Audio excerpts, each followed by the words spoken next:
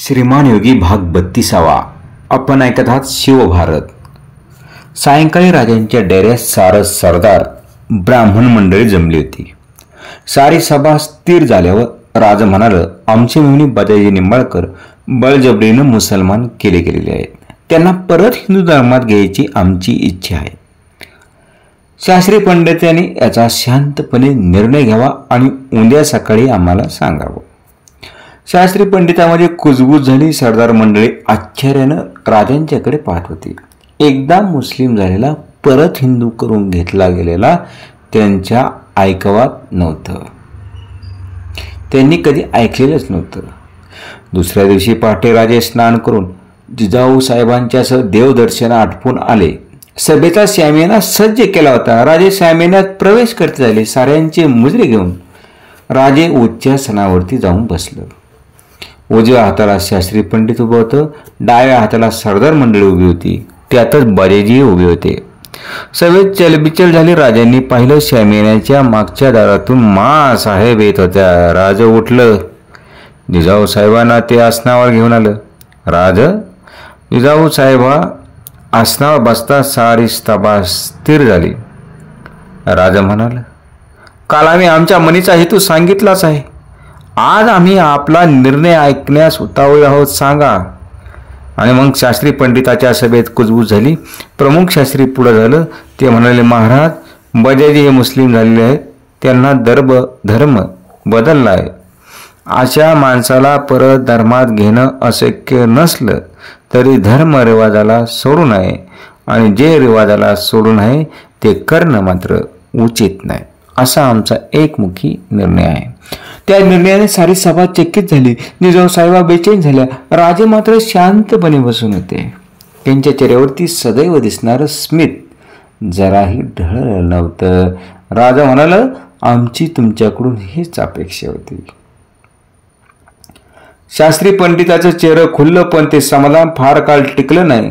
राजे त्याच संत आवाजात बोलत होते, धर्म निर्णय आम्ही चुकीचा मानत नाही, पण पंडितांनी आता आजवर आचरलेला धर्महीन भाव टाकून देण्याची वेळ आली. एवढंच आम्हाला सांगायचं आहे. वयोवृद्ध शास्त्री उद्गारले, धर्महीन? आम्ही धर्महीन? तुम्ही नाही, तुमच्या भावाबद्दल आम्ही बोललो.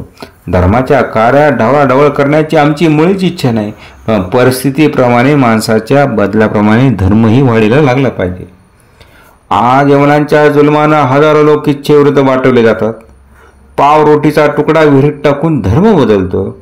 आमचा मुलूक बार देश बनतो, पण आपला विशाल हिंदू धर्म त्याची दारं मात्र जाणाऱ्यांना मोकळी, येणाऱ्यांना सदैव बंद. हे किती दिवस चालणार?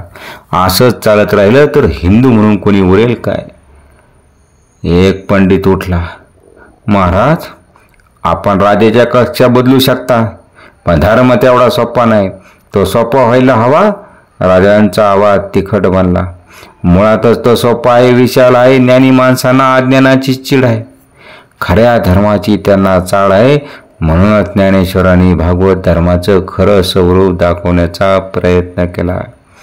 दुरितांचे तिमिर जावो, विश्व स्वधर्म सूर्य पाहो, जो जे वांछिल तो ते लावो, प्राणी जात. अशी प्रार्थना उमटली ती त्याच माणुसकीच्या गहिवरातून. पण ती संन्याशाची पोरं ठरली. त्यांना धर्मात जागा मिळाली नाही. एकनाथांनी विश्वबंधुत्व जाणलं, त्यांना वाईट टाकलं. आयुष्यभर त्यांचा छळ केला. ते गेले, त्यांची देवळं बांधलीत, त्यांची तपश्चर्या कोंडून टाकलीत. माणसाचा दुरावा करणारा धर्म कसला? राज, हा धर्मसभेचा अपमान. आम्ही धर्मनिर्णय दिला आहे. धर्माचं स्थान आपल्यापेक्षा उंचीवर आहे, हे ध्यानी घ्यावं. धर्माची अप्रतिष्ठा ऐकणं आम्ही पाप समजतो. राजा म्हणाला, शास्त्री बुवा, नाईलाजानं बोलावं लागलं. धर्माची मिरास सांगणाऱ्यांना बुद्धीची धार आहे, पण विवेकाची त्याला जोड नाही. याची आम्हाला खंत वाटते. आजचा धर्म आंधळ्या हत्तीसारखा वावरतोय. धर्मानं विकास व्हायचा तिथं त्याच्याच पायी आपलीच माणसं तळवली जात आहेत. थोडा शांतपणे विचार करा. जेव्हा हिंदूची देवालय भ्रष्ट केली गेली, मूर्ती फोडल्या गेल्या, तेव्हा एक तरी धर्माभिमानी देवळाच्या दारात उभा ठाकला का? तेव्हा धर्माची ही मिराज कुठं गेली होती? सत्यापुढं शहाणपण चालत नाही राज, शास्त्री म्हणाले. शास्त्री व तुम्ही हे सांगता, या परता धर्माचा दुसरा अपमान तो कोणता? शहनशाह अकबराच्या मांडीला मांडी लावून काशीच्या पंडितांनी दिनी इलाहाचा जन्म घडविला. तेव्हा हिंदू धर्माची प्रतिष्ठा कुठं होती? म्लेंछांकडून मिळालेलं सुवर्ण नाणं पाण्यानं धुवून घेतलं तर शुद्ध होतं, पण शतजन्माची पातकं एका स्नानानं धुणारी गंगा पश्चातापानं होरपळलेल्या जीवाला धर्मात आणू शकत नाही. शास्त्रीभाऊ, यात निश्चितपणे काहीतरी गफलत होत आहे.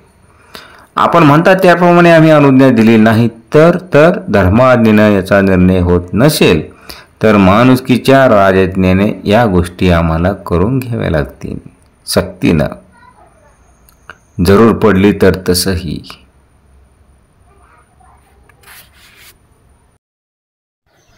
जो धर्म सहिष्णुतेनं इतर धर्माकडे पाहतो तो धर्म आपल्या माणसाची उपेक्षा करतो, यावरती आमचा विश्वास बसत नाही.